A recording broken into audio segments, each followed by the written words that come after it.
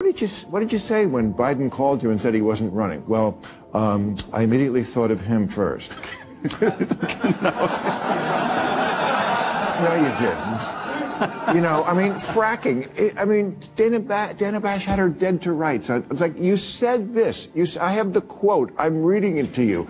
You said there should be a ban on fracking. Why can't they just go, yeah, you know what? I got it wrong. I was talking to the wrong people. You know, she's had this ridiculously high turnover. Bill Maher just torched CNN for shamelessly propping up Kamala Harris while taking endless swings at Donald Trump. And you better believe the left won't like this one bit.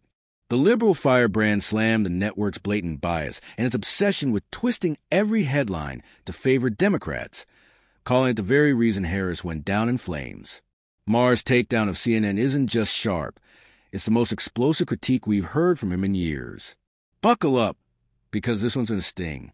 Smash that subscribe button if you haven't already, and let's dive right in. Is the place where both sides can watch. And I'm talking about the people on CNN.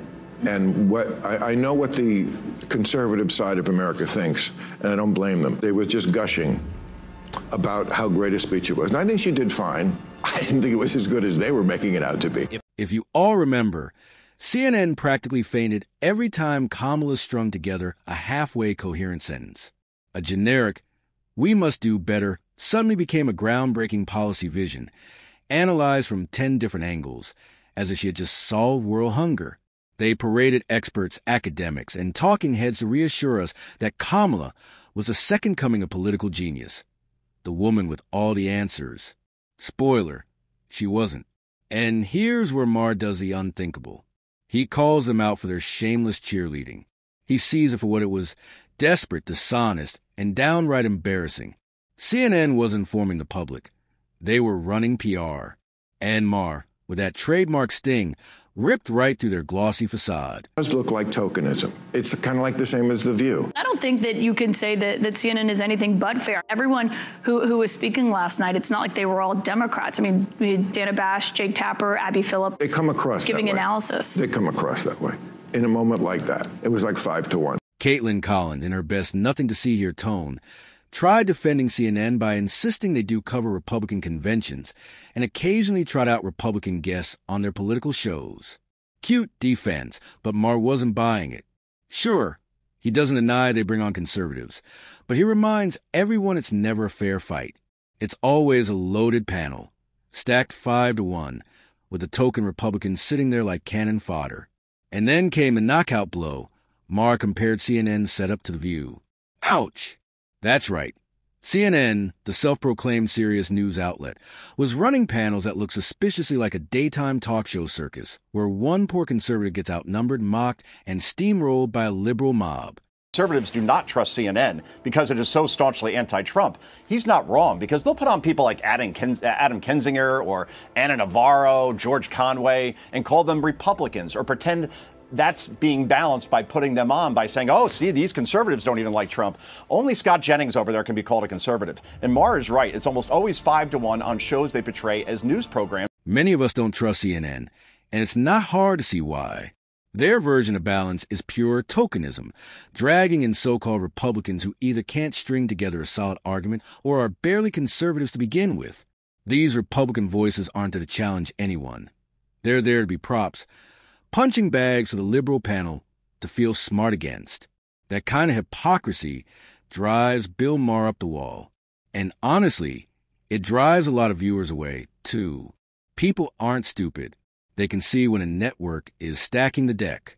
And that's exactly why so many conservatives and even independents end up tuning in elsewhere. CNN isn't offering debate. It's offering theater. Do you have the time? Your answer is not, I do. Do you have the time? Right. Yes, it's 4 o'clock. Well, you have to understand that words don't always mean what they mean. And when Tim Walz said, like, the American people, I talk like they do.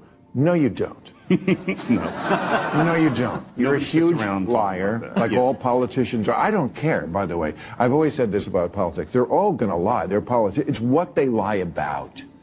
I don't give a shit what you did during the Iraq War. You were in the Guard.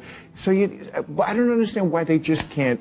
You're just insulting my intelligence. Here, Bill Maher wasn't pulling punches. He was ripping into both Kamala Harris and Tim Walz for the shameless lies they dropped during their softball interviews.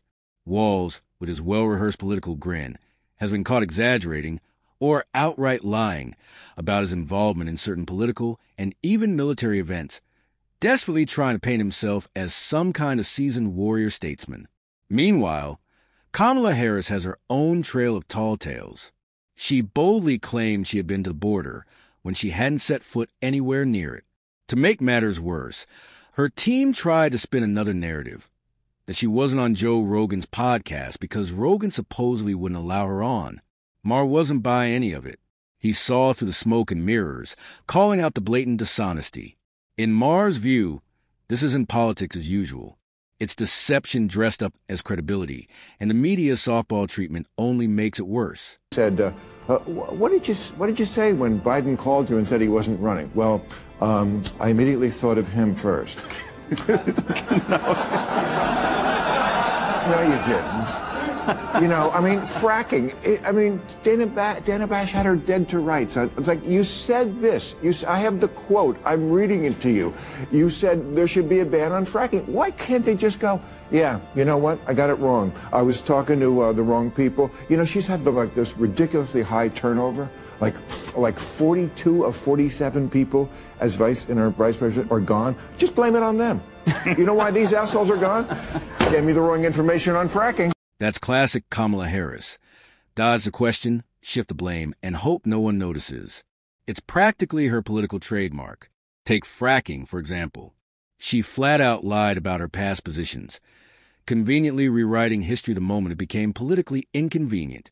And then came the infamous word salad moment, a performance that could have won an award for sheer number of empty phrases crammed into one answer.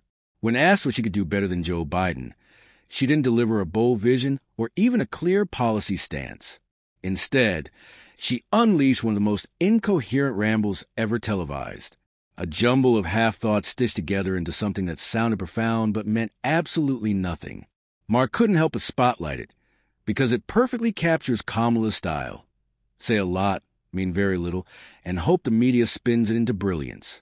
Unfortunately for her, more people are noticing the emptiness behind the act. The bug up there is about IVF. I mean, I certainly understand abortion. You know, there's a baby growing in the womb. I get it. It's going to be a human. Doesn't bother me. But yes, it is murder. Again, doesn't bother me that it is. You're not supposed to mess with that. That's what many people think. You're supposed to let. Oh, I see. Great man upstairs. Oh, yeah, it goes back to that It goes back to that stem cell debate that George Bush had. Yes. Remember? It goes like the Terry Schiavo. It's just like life, laugh. Right. We support laugh. Bill Maher is flat out wrong here, and it's not even close. He openly supports you in the living of innocent babies. Children who are being punished not for their own actions, but for the recklessness of their parents.